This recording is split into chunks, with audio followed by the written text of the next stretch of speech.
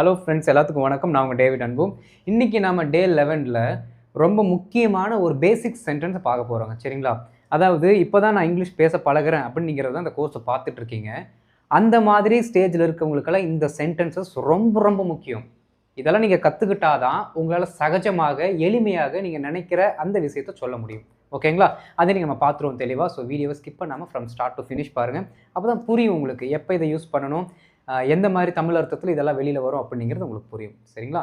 And இதை நம்ம சேனலுக்கு ஃபஸ்ட் டைம் வந்திருக்கீங்கன்னா மறக்காமல் நம்ம சேனலை சப்ஸ்கிரைப் பண்ணிட்டு பெல் பட்டனை கிளிக் பண்ணி வச்சுக்கோங்க. அப்போ தான் நான் போடுற வீடியோஸ் உங்களுக்கு தொடர்ந்து வந்து சேரும். நாம் வீடியோக்குள்ளே போயிடலாம். ஃப்ரெண்ட்ஸ், ஒரு முக்கியமான விஷயம் என்ன அப்படின்னா, ஸ்பீக்கிங் ஆக்டிவிட்டி மட்டுமே இருக்கிற மாதிரி ஒரு கோர்ஸை நம்ம நெக்ஸ்ட்டு மந்த்து ஸ்டார்ட் பண்ண போகிறோம். அதுக்கான அட்மிஷன்ஸ் போயிட்டுருக்கு. இன்கேஸ் நீங்கள் அதில் ஜாயின் பண்ணணும்னு விருப்பப்பட்டீங்கன்னா இந்த மெயில் ஐடிக்கு எங்களை காண்டாக்ட் பண்ணுங்கள். நாங்கள் உங்களுக்கு டீட்டெயில்ஸ் சென்ட் பண்ணுறோம். அண்ட் இது வந்து லெக்சர்ஸ் எல்லாம் இருக்காதுங்க. நம்ம இந்த மாதிரி நடத்துகிறோம் பார்த்தீங்கன்னா, இந்த பேசிக் லெக்சர்ஸ் எல்லாம் இருக்காது. ஸ்பீக்கிங் மட்டும்தான் இருக்கும். அதனால எனக்கு ஓரளவுக்கு இங்கிலீஷ் புரிஞ்சுக்குவேன், என்னால் எழுத முடியும், அந்த பேசிக் நாலேஜஸ் இருக்குது, பட் என்னால் பேச தான் முடியாது அப்படிங்கிறவங்க மட்டும் இதில் நீங்கள் பயனடைந்து கொள்ளுமாறு நாங்கள் தாழ்மையுடன் கேட்டுக்கிறோம். ஏன் அப்படின்னா, பேசிக்ஸே தெரில அப்படின்னா அங்கே லெக்சர்ஸ் இருக்காதுங்க. அப்போ நீங்கள் வந்து ஏமாற்றத்திற்குள்ளாக கூடாது அப்படிங்கிறத நம்ம சொல்கிறோம். அப்போ இதோட அடிப்படையில் நீங்கள் இந்த கோர்ஸை ஜாயின் பண்ணலாமா வேணாமான்னு டிசைட் பண்ணிவிட்டு எங்களுக்கு காண்டாக்ட் பண்ணுங்கள். நாங்கள் உங்களுக்கு ரெஸ்பாண்ட் பண்ணுறோம். ஃப்ரெண்ட்ஸ், நாம் வந்து ஒரு அட்வான்ஸ்டு சென்டென்ஸ் ஸ்ட்ரக்சர்ஸ் எல்லாம் பார்த்தீங்கன்னா ஈஸியாக பேசுறதுக்கு லேர்ன் பண்ணி வச்சுருப்போம். ஓகே, ஆனால் பேசிக்ஸ்லேயே இருந்து பார்த்தீங்கன்னா நிறைய சென்டென்சஸ் நமக்கு இருக்குங்க. சூப்பராக நம்ம நினைக்கக்கூடிய அந்த மேட்டரை வந்து கன்வே பண்ணுறதுக்கு எக்கச்சக்கமானது இருக்குது. ஆனால் நம்ம என்ன பண்ணிடுவோம் அப்படின்னா கண்டுக்க மாட்டோம், அப்படி சும்மா விட்டுருவோம் ஏனோ தானோ அப்படின்ட்டு. அந்த வரிசையில் வரக்கூடிய ஒரு முக்கியமான 2 ஸ்ட்ரக்சர் தான் பார்க்க போகிறோம். ரெண்டுமே ஒரே அர்த்தம் கொடுக்கக்கூடியதாகத்தான் இருக்கிறது. ஆனால் உள்ளார்ந்த அர்த்தம் வேறு. தமிழ் அர்த்தம், அந்த தமிழ் டிரான்ஸ்லேஷன் இருக்குது பார்த்தீங்களா, அது ஒன்றா தான் இருக்கும். ஆனால் இங்கிலீஷில் பார்த்தீங்க அப்படின்னா மீனிங் வேறையாக இருக்கும். சரிங்களா? என்னென்னு பார்க்கலாம். ஒன்று, இந்த பர்டிகுலர் கோயிங் டு அப்படிங்கிற வார்த்தைங்க. Okay, going to plus V1. Okay, going to அப்படிங்கிற வார்த்தை போட்டு அதற்கு அடுத்து இருக்கிற V1 அப்படிங்கிற பேஸ் அந்த வேர்பு ஃபார்மை போட்டு ஒரு சென்டென்ஸை நம்ம மேக் பண்ணுவோம். இந்த பர்டிகுலர் கோயிங் டுக்கு முன்னாடி நாம் ஏதாவது ஒரு பி வேர்ப் போடணும். ஏதாவது ஒரு பி வேர்ப் போடணும். அந்த பி வேர்பும் பாஸ்ட் அண்ட் ப்ரெசன்ட் இருந்தால் ஓகே, ஃப்யூச்சருக்கு வேண்டாம். ஓகே, எப்படி இந்த பி வேர்ப் எப்படி இருக்கணுமாமா, பாஸ்ட்டுக்கும் அண்டு ப்ரெசண்ட்டுக்கும் மட்டும் இருந்தால் போதும், ஃப்யூச்சருக்கு வேண்டாம். சரிங்களா? ஃப்யூச்சருக்கு வேண்டாம். அதே மாதிரி இதற்கு ஈக்குவலாக சேம் தமிழ் அர்த்தத்தை கொடுக்கக்கூடிய ஒரு சென்டென்ஸ் என்ன அப்படின்னா, அதே பி வேர்ப் அது பாஸ்டாக இருந்தாலும் சரி, ப்ரெசண்ட்டாக இருந்தாலும் சரி, அதற்கடுத்து அபவுட் டு அப்படிங்கிற வார்த்தையை நம்ம போடுறோம். அவ்வளோதான். பாருங்கள், இங்கே கோயிங் டு, இங்கே அபவுட் டு. இதுதான் இந்த 2 வார்த்தைகள் இருக்க ஒரே ஒரு சின்ன டிஃப்ரென்ஸ். ஆனால் பெரிய மாற்றத்தை, ஒரு பெரிய வித்தியாசத்தை கொடுக்கும் சென்டென்ஸில். சரிங்களா? இங்கேயும் என்ன பண்ணுறோம், நாம் V1 தான் யூஸ் பண்ணுறோம். ஓகே, சரி. இப்போ கவனிங்க, ரெண்டுத்துக்குமே ப்ரெசண்ட்டில் இருக்க அர்த்தத்தை சொல்லிவிட்டு அதுக்கப்புறம் பாஸ்ட்டுக்கு போயிடலாம். இப்போது இந்த பர்டிகுலர் பி வேர்ப்ஸை நாம் ப்ரெசண்ட்டில் போடுறோன்னு வச்சுக்கோங்களேன். எப்படி இந்த பர்டிகுலர் பி வேர்ப்ஸை நம்ம ப்ரெசண்ட்டில் போடுறோம் அப்படின்னா அது ப்ரெசண்ட்டில் இருக்க மீனிங்கை கொடுக்குமானா கொடுக்காது. ஓகே, இப்போ எதுக்கு பற்றி நான் சொல்ல வரேன் அப்படின்னா, இந்த கோயிங் டு, எஸ்பெஷலி இந்த கோயிங் டு அப்படிங்கிற வார்த்தையை நம்ம எங்கே யூஸ் பண்ணுவோம் அப்படின்னா, இங்கே பாருங்களேன், future plan. Okay, future plan இல்லாட்டி ஒரு பிளானை ஃபிக்ஸ் பண்ணி வச்சுருப்போம், ஒரு ஃபிக்ஸ்டு பிளான். அது என்ன ஆகும் அப்படின்னா அந்த பர்டிகுலர் டைமில் நடக்க போகுது அப்படிங்கிறத நம்ம சொல்கிறோம். அதற்கு தான் இந்த கோயிங் டு அப்படிங்கிற வார்த்தையை நம்ம யூஸ் பண்ணுறோம். நிறைய இடத்துல பார்த்தீங்க அப்படின்னா, நான் அதை செய்ய போகிறேன், நான் அவர்களை பார்க்க போகிறேன், நாளை நான் டெல்லி சென்று அவர்களை பார்க்க இருக்கிறேன், இந்த மாதிரி நம்ம சொல்லுவோம். சரிங்களா? இங்கே எல்லாமே பார்த்தீங்க அப்படின்னா அர்த்தம் எப்படி வருகிறதுனா, இதற்கடுத்து நாம் ஃப்யூச்சரில் அந்த வேலையை செய்வோம் அப்படின்னு தான் வருது. ஆனால் நம்ம யூஸ் பண்ணக்கூடிய ஸ்ட்ரக்சர் என்ன, பி வேர்ப் வந்து அதற்கடுத்து கோயிங் டு அப்படிங்கிற வார்த்தை வருது. அப்போ நீங்கள் கன்ஃபியூஸ் ஆகிக்கூடாது. என்னடா பி வேர்ப் வந்து அதற்கடுத்து கோயிங் டு வந்து வருது, ஆனால் அர்த்தம் வந்து பார்த்தீங்கன்னா ஃப்யூச்சரில் வருதுன்ட்டு கன்ஃபியூஸ் ஆகக்கூடாது. ஏன்னா இதோட மீனிங், இதோட ஸ்ட்ரக்சரே அப்படி தான். புரியுதுங்களா? ப்ரெசண்ட் பி வேர்ப் வந்து அதற்கடுத்து கோயிங் டுன்னு வந்துட்டாலே அது ஃப்யூச்சர் காரியத்தை பற்றி தான் பேசுகிறது. அதுவும் பார்த்தீங்க அப்படின்னா இன்றைக்கா இருக்கலாம், நாளைக்கா இருக்கலாம், அடுத்த வாரமாக கூட இருக்கலாம், எப்போ வேணாலும் இருக்கலாம். ஆனால் ஒரு பிளான் பண்ண விஷயம், ஏதோ ஒரு விஷயத்தை நம்ம பிளான் பண்ணி வச்சுருப்போம், அதற்கானது. சரிங்களா? அடுத்து பாருங்களேன், அதே மாதிரி இந்த பர்டிகுலர் எது B verb and about to அப்படிங்கிற வார்த்தையை நம்ம யூஸ் பண்ணுறோம். அதுவும் பி வேர்பை நாம் ப்ரெசண்ட்டில் போடுறோன்னு வச்சுக்கோங்களேன், இது என்ன பண்ணுமாமா, இம்மீடியட் ஃப்யூச்சரை காட்டும். இம்மீடியட், இம்மினன்ட்டுன்னு சொல்லுவாங்க. எப்படின்னா அடுத்து உடனே டக்குன்னு நம்ம செய்ய போகிற விஷயத்தை சொல்வதற்கு நாம் இந்த பர்டிகுலர் சென்டென்ஸ் யூஸ் பண்ணுறோம். பாருங்கள், 2 தமிழ் வார்த்தைகள் நான் சொல்கிறேன், வாக்கியங்களை சொல்கிறேன். என்ன அப்படின்னா, நான் அவரை சந்திக்க போகிறேன், நான் அவரை சந்திக்க போகிறேன்.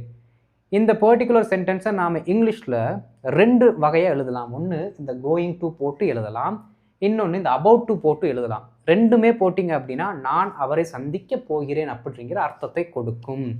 ஆனால் இந்த அபவுட் டு அப்படிங்கிற வார்த்தையை போட்டு சொன்னீங்க அப்படின்னா இம்மீடியட்டாக நீங்கள் பார்க்க போகிறீங்கன்னு அர்த்தம். Okay, I am about to meet him அப்படின்னா இம்மீடியட்டாக பார்க்க போகிறீங்க. அவரோட ரூமுக்கு வெளியில் கூட நீங்கள் நின்றுட்டு இருக்கலாம், இல்லாட்டி வீட்டிலேருந்து வண்டி எடுக்க கிளம்பிட்டீங்க அவரை பார்க்குறதுக்கு. ஏன் அப்படின்னா அவ்வளோ அர்ஜென்சி இருக்குது அப்படின்னு அர்த்தம். அவ்வளோ சீக்கிரத்தில் அந்த வேலையை நீங்கள் செய்ய போகிறீங்கன்னு அர்த்தம். அதாவது என்ன ஆக்ஷனை செய்ய போகிறீங்களோ அந்த ஆக்ஷனை சீக்கிரமாக முடிக்க போகிறீங்கன்னு அர்த்தம். அதுதான் அபவுட் டு அப்படிங்கிற வார்த்தை கொடுக்கக்கூடிய அர்த்தம். கோயிங் டு அப்படின்னா உங்களுக்கு லெஷர் டைம் இருக்குது. கோயிங் டு அப்படின்னா லெஷர் டைம் இருக்குது, ஏன்னா இதற்கு அடுத்து தான் நீங்கள் பண்ண போகிறீங்க. அப்போது ரொம்ப இம்மீடியட்டாக ஒரு வேலையை நீங்கள் செய்ய போகிறீங்க அப்படின்னா ப்ரெசண்ட்டில் அபவுட்டுங்கிற வார்த்தையும், இதற்கு அடுத்து செய்ய போகிறீங்க அது இம்மீடியட் ஃப்யூச்சராக இருக்கலாம், இல்லாட்டி கொஞ்சம் காலம் கடந்த ஃப்யூச்சராக கூட இருக்கலாம். அதுக்கெல்லாம் நீங்கள் அந்த பர்டிகுலர் வார்த்தை யூஸ் பண்ணணும். எப்போது ப்ரெசன்ட் டென்ஸில் இருக்க பி வேர்பை போட்டு யூஸ் பண்ணணும். அப்போ தான் அது அந்த மாதிரி அர்த்தத்தை கொடுக்கும். இப்போ பாஸ்ட்டில் நாம் அதே சென்டென்ஸ் யூஸ் பண்ணணும்னு வச்சுக்கோங்களேன். பாஸ்ட்டில் வந்து was going to, were going to அப்படின்னு சொல்லி ஒரு சென்டென்ஸ் நம்ம யூஸ் பண்ணுறோம் அப்படின்னா கடந்த காலத்தில் ஏதோ ஒரு ஆக்ஷனை நம்ம செய்யலான்னு இருந்திருப்போம், ஒரு பிளான் பண்ணி வச்சுருப்போம். அந்த பிளான் பண்ண சம்பவத்தை நம்ம பண்ணலான்னு இருந்தோம் அப்படிங்கிற அர்த்தத்தில் கொடுக்கும். நான் அவரை மீட் பண்ணலாம் என்று இருந்தேன்.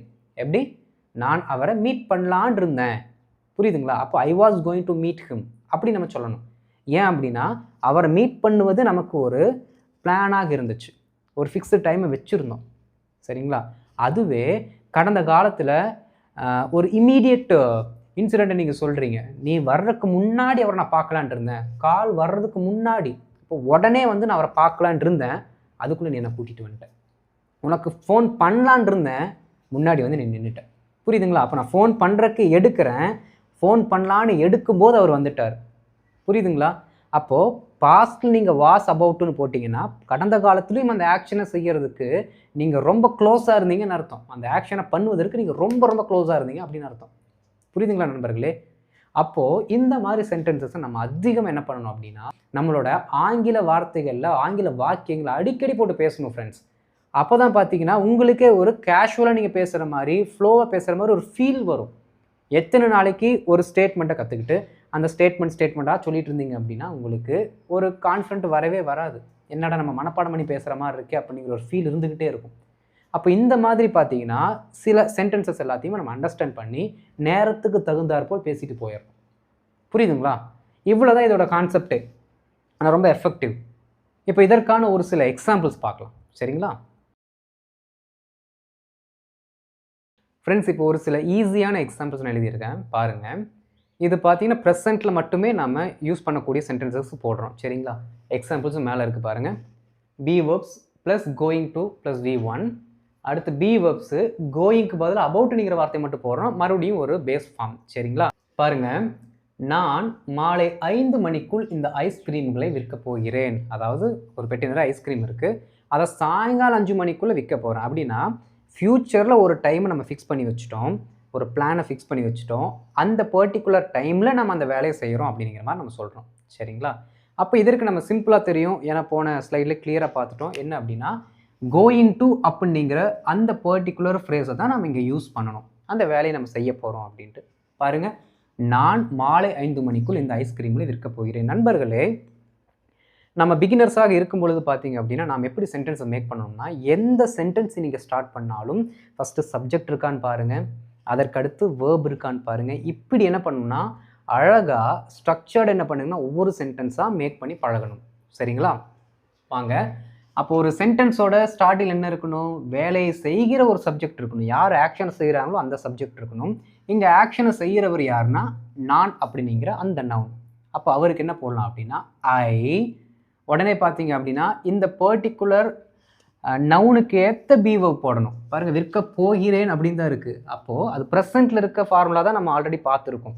அப்போ இதற்கான ப்ரெசண்ட் ஃபார்முலா ஆம், மீதி இருக்கிற அந்த ஃபிக்ஸ்டு ஃப்ரேஸ் அப்படியே போடுறோம். பாருங்கள், ஐ ஆம் கோயிங் டு, அதற்கடுத்து V1. V1 என்ன? செய்யக்கூடிய ஆக்ஷன். இது காலத்தை சொல்கிறது. ஓகே, எந்த காலத்தில் என்ன மாதிரி சிச்சுவேஷனில் அது நடக்க போகுது அப்படிங்கிறத சொல்லியாச்சு. அது ஒரு பிளானு, ஃப்யூச்சர் பிளான், நம்ம ஃப்யூச்சரில் பண்ணுவோம் அப்படின்னு சொல்லியாச்சு. என்ன ஆக்ஷனை பண்ணுவோம் அது நமக்கு வேணும்ல. பாருங்கள், ஐஸ்கிரீம்களை விற்க போகிறேன். அப்போ விற்கிறதுக்கு இங்கிலீஷில் செல் அப்படின்னு சொல்லுவோம். செல்லோட ஃபர்ஸ்ட் ஃபார்ம் செல்லு தான். Okay, I am going to sell அப்படின்ட்டு சேலுன்னு சொல்லக்கூடாது. சேல் அப்படின்னா விற்பனை அப்படின்னு அர்த்தம். விற்றல் அப்படின்னுங்கிறது வேர்பு, விற்பனை அப்படிங்கிறது நவுன். அப்போ சேல் நீங்கள் போட்டிங்கன்னா தப்பு. புரியுதுங்களா? அப்போ செல் அப்படிங்கிறதா ஆக்ஷன் வேர்டு. அப்போ செல் அப்படிங்கிற வார்த்தை நம்ம போட்டாச்சு. Okay, I am going to sell எதை? இந்த ஐஸ்கிரீம்களை. ஓகே, இந்த ஐஸ்கிரீம்கள். அப்போ தீஸ் ஐஸ்கிரீம்ஸ். These ice creams. ஏன் அப்படின்னா திஸ் ஐஸ்கிரீம்ஸ் நீங்கள் போட முடியாது. ஏன்னா ஐஸ்கிரீம்ஸ் எப்படி இருக்குது? ப்ளூரலில் இருக்குது. அப்படின்னா இங்கே ப்ளூரலுக்கு ஏற்ற மாதிரி நீங்கள் என்ன பண்ணணும்? அந்த பர்டிகுலர் பொசசிவ் ப்ரொனவுனை போடணும். இல்லாட்டி டிமான்ஸ்ட்ரேட்டிவ் ப்ரொனவுன். இதெல்லாம் இந்த வார்த்தைகள் டெக்னிக்கல் வேர்ட்ஸ் அதெல்லாம் தேவையில்லை நமக்கு. திஸ்ன்னு இருந்துச்சுன்னா வெறும் ஐஸ்கிரீம் இருக்கணும். This ice cream. ப்ளூரலாக இருந்தால் தீஸ் ஐஸ்கிரீம்ஸ் அப்படின்னு போட்டால் கரெக்டாக இருக்கும். சரிங்களா? தீஸ் ஐஸ்கிரீம்ஸ் எப்போ? மாலை 5 மணிக்குள். எந்த ஒரு சென்டென்ஸ் நீங்கள் இப்போ ப்ராக்டிஸ் பண்ணுறீங்கனாலும் இந்த டைம் ரிலேட்டடாக வரக்கூடிய வார்த்தைகளை சென்டென்ஸோட கடைசியில் போட்டு போட்டு போட்டு ப்ராக்டிஸ் பண்ணுங்கள். எப்போது? லாங்குவேஜை நீங்கள் கற்றுக்கும் போது. ஓகே, மாலை 5 மணிக்குள். ஓகே, பை ஒரு 5 மணிக்குள்ளே, அந்த டைமுக்குள்ளே அப்படின்னு சொல்லும்போது பைங்கிற வார்த்தை யூஸ் பண்ணணும். பை 5 எப்போ? இன்னைக்கு தானே. அப்போது திஸ் ஈவினிங் அப்படிங்கிற வார்த்தையை நம்ம போடணும். முடிஞ்சு போச்சு. பாருங்கள், I am going to serve these ice creams by 5 this evening. 5 o'clock this evening அப்படின்னு சொல்லலாம். இல்லாட்டி இப்படி 5 திஸ் ஈவினிங் அப்படின்னு சொன்னாலும் கரெக்டு தான். பாருங்கள், I am going to sell these ice creams. I am going to sell these ice creams by 5 o'clock this evening. by 5 o'clock this evening. Simple. இது fixed, plan பண்ணப்பட்ட ஒன்று. அதனால இந்த சென்டென்ஸ் யூஸ் பண்ணுறோம். அடுத்து பாருங்கள், நான் அனைத்து பொருட்களை விற்க போகிறேன். இந்த சென்டென்ஸுக்கு என்ன அர்த்தம் அப்படின்னா, நான் என்ன அர்த்தத்தில் சொல்கிறேன் அப்படின்னா, இம்மீடியட்டாக இந்த பொருளை நான் விற்க போகிறேன்ப்பா. எல்லா பொருளும் எடுத்து வச்சாச்சு, உங்கள் ஹெல்ப்பில் யாருக்கு தேவையில்லை, எனக்கு இந்த பொருளே தேவையில்லை, என்ன பண்ணுறேன், எல்லாத்தையும் விற்க போகிறேன், இப்போ இம்மீடியட்டாக விற்க போகிறேன். அப்போது அந்த ஆக்ஷனை செய்கிறதுக்கு நாம் உடனே தயாராக இருக்கோம். அடுத்த மூமெண்ட்டு வெரி வெரி சூன், இம்மீடியட்டாக விற்க போகிறேன், இப்போ விற்க போகிறேன், அவ்வளோதான். அந்த ஆக்ஷனை செய்கிறதுக்கு 99.9% ரெடி ஆகிட்டேன், இப்போ அடுத்து செய்ய போகிறேன். இதற்கு தான் நாம் அபவுட் டு அப்படிங்கிற வார்த்தை யூஸ் பண்ணணும். சரிங்களா? நான் அனைத்து பொருட்களையும் விற்க போகிறேன். அப்போது இதை நம்ம இம்மீடியட்டாக பண்ணுற அந்த ஆக்ஷனில் நாம் அந்த மீனிங்கில் வச்சுட்டு சொல்கிறோம், இம்மீடியட்டாக பண்ண போகிறேன் அப்படின்ட்டு. ஏன்னா சில சமயங்களில் நீங்கள் இதை ஃப்யூச்சர் கூட பிளான் பண்ணியிருக்கலாம். நான் இந்த காரை விற்க போகிறேன். இன்கேஸ் உங்கள் மைண்டுக்குள்ளே அந்த காரை நீங்கள் ஃப்யூச்சரில் தான் விற்க போகிறீங்க, கொஞ்சம் நாள் கழிச்சு விற்க போகிறீங்கன்னா கோயிங் டு போடணும். இம்மீடியட்டாக விற்க போகிறேன்டா, இப்போவே விற்க போகிறேன்டா அப்படின்னு சொல்கிறீங்கன்னா அபவுட் டு போட்டு பேசணும். சரிங்களா? நான் அனைத்து பொருட்களையும் விற்க போகிறேன். ஃபஸ்ட்டு சப்ஜெக்ட் யார்? நான். ஐ, அவருக்கு ஏற்ற என்ன வரணும்? பி வெர்ப் வரணும், ஏன்னா ப்ரெசென்ட்டில் இருக்குது. அதற்கு அடுத்து அந்த ரூட் வரும். Okay, I am about to sell, எல்லா பொருட்களையும் விற்க போகிறேன். Sell all the products. All the products இல்லாட்டி ஆல் த திங்ஸ்ன்னு சொன்னாலும் ஓகே தான். ஓகே, பாருங்கள், I am about to sell all the products. I am about to sell all the products. Simple. மாணவர்கள் வெள்ளிக்கிழமை தேர்வு எழுத போகிறார்கள். வெள்ளிக்கிழமை எழுத போகிறாங்க, வெள்ளிக்கிழமை எழுத போகிறாங்க. அப்போ உங்களுக்கே தெரிஞ்சிருச்சு என்ன சென்டென்ஸ் எழுதணும் அப்படின்ட்டு. வாங்க எழுதலாமா? ஓகே, த ஸ்டூடெண்ட்ஸ் இதற்கேற்ற பி வெர்ப் என்ன? ஆர் அப்படிங்கிறத போடணும், ஏன்னா ப்ரெசென்ட்டில் இருக்குது. சரிங்களா? The students are going to, அவ்வளோதான். The students are going to take. என்னது? டேக். நாம் ரெகுலராக ரைட் அப்படிங்கிற வேர்பை தான் சூஸ் பண்ணுவோம். இங்கே டேக்குன்னு நீங்கள் போடலாம், தப்பு இல்லை. டேக் அன் எக்ஸாம் அப்படின்னா எழுத போகிறாங்கன்னு அர்த்தம். சரிங்களா? Going to take and exam எப்போ? ஃப்ரைடே. அப்போ ஆன் ஃப்ரைடே. நேற்று படித்த ஞாபகம் இருக்குங்களா? என்னது? ஒரு நாளை பற்றி சொல்லும்பொழுது அதற்கு முன்னாடி ஆன்ங்கிற ப்ரிப்போசிஷன் வரணும். போன கிளாஸில் தான் படித்தோம், அப்படியே போட்டாச்சு. பாருங்கள், the students are going to take an exam on Friday. The students are going to take an exam on Friday. Right? மாணவர்கள் இப்போது தேர்வு எழுத போகிறாங்க. எல்லாத்துக்கிட்டேயும் என்ன பண்ணியாச்சு நம்ம கொஸ்டின் பேப்பர் கொடுத்தாச்சு, ஆன்சர் ஷீட்டை கொடுத்தாச்சு. இப்போ எழுத போகிறாங்க, அவ்வளோதான். அடுத்து பேனாவை பேப்பர் மேலே கை வச்சு எழுத போகிறாங்க. ரொம்ப இமீடியட்டாக நடக்க போகுது. ரொம்ப சிம்பிள். சேம் சென்டென்ஸ் தான். த students R about to right, அவ்வளோதான். ஆர் அபவுட் டு ரைட் இல்லாட்டி about to take an exam, அவ்வளோதாங்க. பாருங்கள், the students are about to take an exam. The students are about to take an exam. The students are about to write an exam. Start the exam. எது சொன்னாலும் correct தான், சரிங்களா? ஆனால் உங்களோட இம்மீடியஸை பொறுத்து இந்த வார்த்தை இல்லாட்டி இந்த வார்த்தை ஏதோ ஒன்று போட்டுப்போங்க, சரிங்களா நண்பர்களே? அடுத்து பாருங்கள், அவர்கள் ஆற்றுக்கு குறுக்கே ஒரு பாலம் கட்ட போகிறார்கள். எப்போ ஆற்றுக்கு குறுக்க பாலம் கட்ட போகிறாங்க, அது தெரியுது நமக்கு. அது ஒரு ஃபிக்ஸ்டு பிளானு, ஃப்யூச்சரில் தான் நடக்கும் அப்படின்ட்டு. எப்படி எழுதலாம் பாருங்கள்,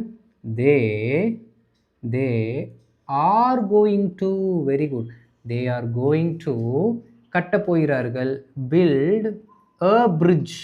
ஓகே, நல்லா கவனிக்கணும். அவங்க செய்கிற ஆக்ஷன், அந்த ஆக்ஷனை யார் மேலே பண்ண போகிறாங்க இல்லாட்டி அந்த ஆக்ஷனை வச்சு என்னவாக பண்ண போகிறாங்க அப்படிங்கிறத நம்ம அடுத்து எழுதணும். இப்படி தான் சென்டென்ஸ் அப்படியே அமையும். ஓகே பாருங்கள், they are going to build a bridge. எங்கே?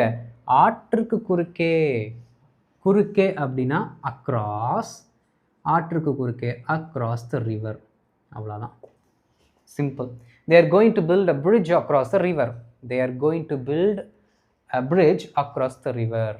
அப்போ இதுக்கு கோயிங் டு அப்படின்னா என்ன அர்த்தத்தில் வரும்னு உங்களுக்கு தெரியும். அடுத்து பாருங்கள், ரயில் புறப்பட போகிறது. ஐயோ, ரயில் புறப்பட போகுது அப்படின்னா இப்போ அடுத்து என்ன? மூவ் ஆக போகுது. ரொம்ப நெக்ஸ்ட் மூமெண்ட்டில் அது நடக்க போகுதுன்னு அர்த்தம். ரயில் புறப்பட போகிறது, அதாவது நெக்ஸ்ட் மூமெண்ட்டில் அது நடக்க போகுது அப்படிங்கிற அர்த்தத்தில் நீங்கள் சொல்கிறீங்க அப்படின்னா நாம் என்ன ஃப்ரேஸ் யூஸ் பண்ணணும்னு உங்களுக்கே தெரியும். ரயில் புறப்பட போகிறது. அப்போது the train is about to டிபார்ட்னா கிளம்பி போக போகுதுன்னு அர்த்தம். பாருங்கள், the train is about to depart. the train is about to depart. Train கிளம்ப போகுது, சீக்கிரம் உட்காருங்க அப்படின்னு அர்த்தம். புரியுதுங்களா? அப்போ ப்ரெசண்ட்டில் அடுத்து இம்மீடியட்டாக நடக்க போகிற அந்த ஆக்ஷனை சொல்கிறதுக்கு நாம் அபவுட்டுங்கிற வார்த்தையும், ஃப்யூச்சரில் ஒரு ஆக்ஷன் நம்ம பண்ண போகிறோம், அது ஃபிக்ஸ்டு பிளானு, நம்ம ஆல்ரெடி இன்டென்ஷனாகவே அந்த பிளானை தான் பண்ண போகிறோம் அப்படின்னு எதெல்லாம் வச்சுருக்கோமோ அதற்கு நாம் கோயிங் டுவை யூஸ் பண்ணுறோம். எப்போது? இது ப்ரெசண்ட்டில் வரக்கூடிய அந்த பி வெர்ப் கூட வந்தால் மட்டும். பாஸ்ட்டுக்கு போகும்போது என்னென்ன வரும் அப்படின்னு ஒரு சில எக்ஸாம்பிள்ஸ் நம்ம பார்த்துடலாம். இப்போ ஒரு சில எக்ஸாம்பிள்ஸ் நம்ம பாஸ்ட் டென்ஸுக்கு பார்த்துடலாம். இப்போ கவனிங்க, பாஸ்ட் டென்ஸில் நாம் இதை யூஸ் பண்ணும் பொழுது, அதாவது பாஸ்ட் டென்ஸில் கோயிங் டு அப்படிங்கிற அந்த பர்டிகுலர் ஃப்ரேஸை யூஸ் பண்ணும் பொழுது ஒரு அன்ஃபுல்ஃபில்டு இன்டென்ஷன், அதாவது நாம் ஒரு இன்டென்ஷனில் ஒரு பிளான் வச்சுருப்போம், அந்த பிளான் வந்து என்ன இருக்காது அப்படின்னா கம்ப்ளீட் ஆகிருக்காது. அதான் அன்ஃபுல்ஃபில்டு இன்டென்ஷன்.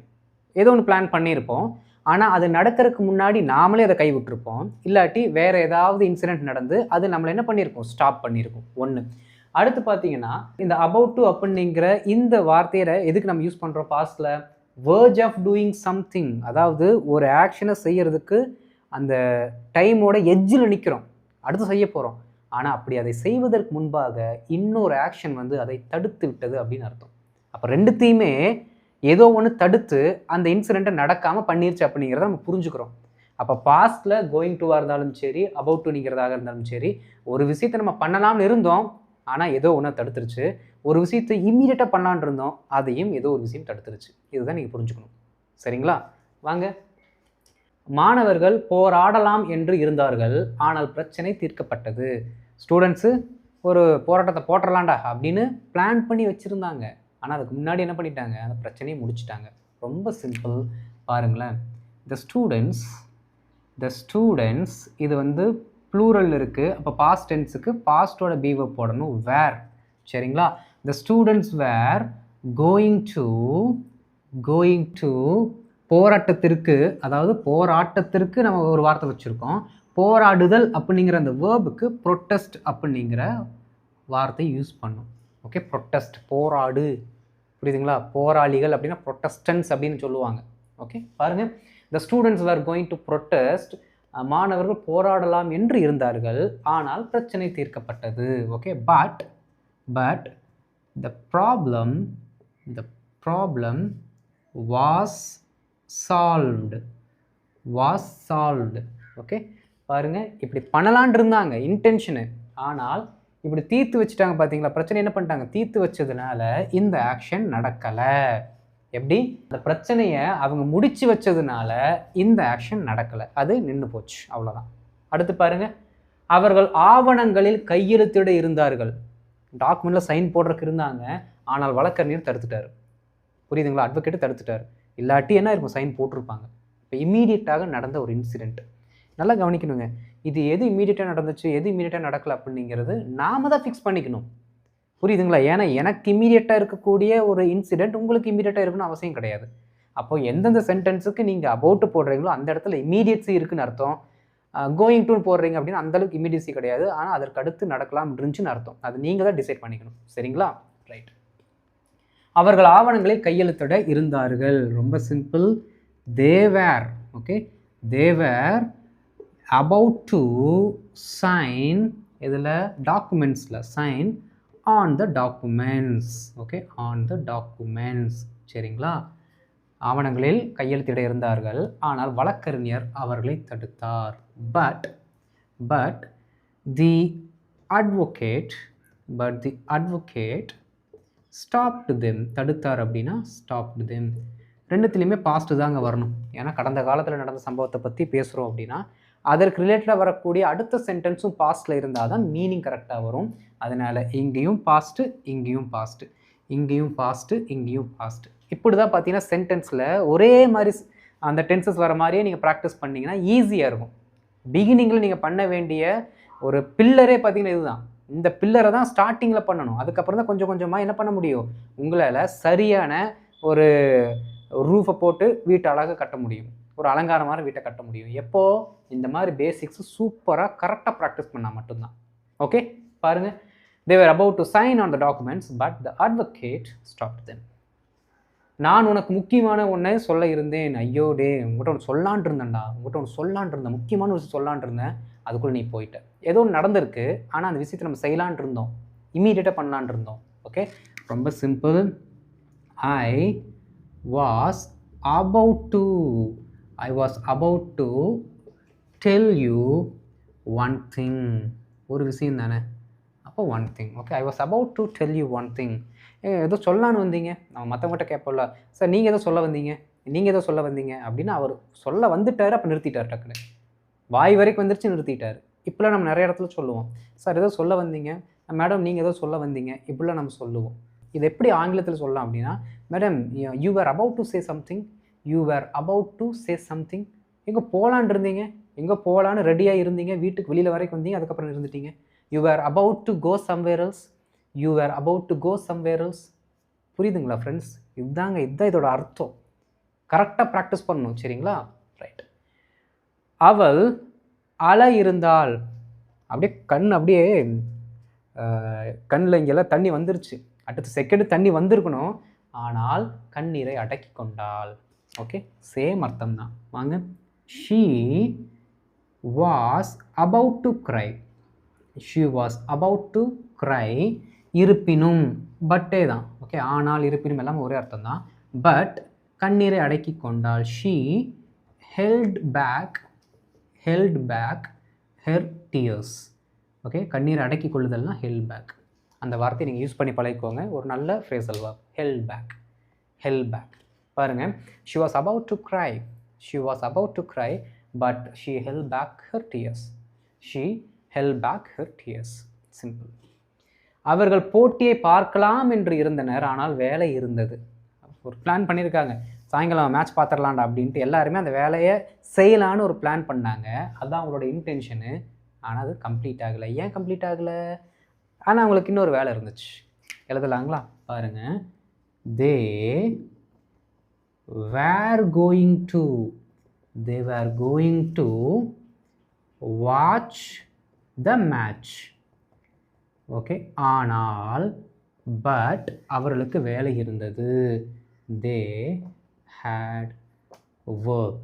அவ்வளோதான். தே had something to do. அவங்களுக்கு ஏதோ செய்யணும்னு இருந்திருக்கு, ஏதோ ஒரு வேலை இருந்திருக்கு, இல்லாட்டி அவர்கள் வேலை செய்ய வேண்டி இருந்தது. தே had to work. நம்ம பார்த்தோம்ல, models and semi models class படிக்கும்போது இந்த வார்த்தையை பார்த்தோம், had to ங்கிறது. எல்லாத்தையுமே கலந்து கலந்து கலந்து நீங்கள் ப்ராக்டிஸ் பண்ணணும். வாங்க இந்த சென்டென்ஸுக்கு. அவர்கள் போட்டியை பார்க்கலாம் என்று இருந்தனர். பிளான் பண்ணி வச்சுருந்தாங்க. ஆனால் வேற வேலை இருந்தது. அந்த வேலை இந்த வேலையை செய்ய விடாமல் தடுத்தது. அது அர்த்தம். Okay, they were going to watch the match. They were going to watch the match, but they had work. They had some work. எதுவும் சொல்லிக்கலாம். புரிஞ்சுதானே ஃப்ரெண்ட்ஸ்? ரொம்ப ரொம்ப முக்கியமான ஒரு சென்டென்ஸ் ஸ்ட்ரக்சர். இதில் ஃப்யூச்சர் டென்ஸுக்கு தேவையான வார்த்தையெல்லாம் போட்டு பேசாதீங்க. ஏன்னா ப்ரெசண்ட்டில் சொல்லும்போது அது ஃப்யூச்சரோட மீனிங் தான் கொடுக்குது. அதனால் எக்ஸ்ட்ரா தேவையில்லாமல் நம்ம ஃப்யூச்சர் வார்த்தைகளை போட்டு பேச வேண்டாம். மீனிங் வந்து கன்வே ஆகாமல் போயிடும். சரிங்களா? ரைட். அப்போது இதற்கான ஒரு சில ஹோம்ஒர்க்கு நீங்கள் பண்ணால் மட்டும்தான் உங்களுக்கான ஒரு ஐடியா கிடைக்கும். சரிங்களா? அப்போ நான் ஹோம்ஒர்க் கொடுக்குறேன், ட்ரை பண்ணுங்கள். அண்ட் இந்த வீடியோ உங்களுக்கு பிடிச்சிருந்துச்சுன்னா மறக்காமல் லைக் பண்ணிட்டு மற்றவங்களுக்கு ஷேர் பண்ணுங்கள். அவங்களும் தெரிந்து கொள்ளட்டும். ஏன்னா 11 நாளை நம்ம கடந்துட்டோம். சரிங்களா? அண்டு இதான் நம்ம சேனல் நீங்கள் ஃபஸ்ட் டைம் வந்திருக்கீங்கன்னா மறக்காம சேனலை சப்ஸ்கிரைப் பண்ணிட்டு பெல் பட்டனை கிளிக் பண்ணி வச்சுக்கோங்க. அப்போ தான் நான் போடுற வீடியோஸ் உங்களுக்கு தொடர்ந்து வந்து சேரும். சரிங்களா ஃப்ரெண்ட்ஸ்? ஸோ நீங்கள் என்ன பண்ணணும், இதற்கான ஆன்சர்ஸ் எழுதி காமெண்ட்டில் போடுங்க. நான் பார்த்துட்டு உங்களுக்கு ரெஸ்பாண்ட் பண்ணுறேன். ஓகே, அடுத்த வீடியோவில் பார்க்கலாம். அது வரைக்கும் நல்ல ப்ராக்டிஸ் பண்ணுங்கள். தேங்க்யூ.